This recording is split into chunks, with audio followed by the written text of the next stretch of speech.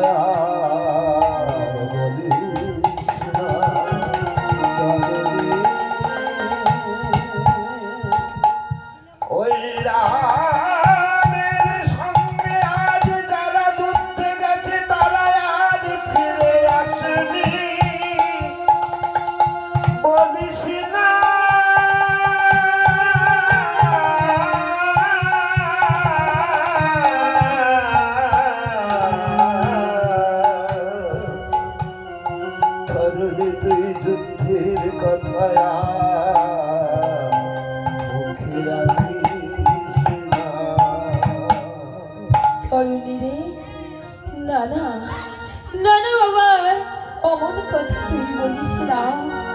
কারণ তোকে ছাড়া যে আমি বাঁচবো না তরুণী। তুই তো আমার একটি মাত্র সন্তান, তোকে ছাড়া আমি কোনোদিন তোকে ছেড়ে একটি রাতে আমি কোনো জায়গায় কাটাইনি। তরুণী রে, তুই জানিস না বাবা, যে ওই রামের সঙ্গে যুদ্ধ করতে গেছিল তারা কেউ কোনোদিন এই লঙ্কাপুরীতে ফিরে আসেনি। আর তুই অমন কথা বলিস না বাবা। মা সরমার কথা শ্রবণ করে তরণী আমার মায়ের গলাতে জড়িয়ে ধরে বলছে, মাগো তোমার মনে প্রাণে, মাগো তোমার মনে প্রাণে কত ভালোবাসা, তোমার করুণায় মাগো পৃথিবীতে আসা,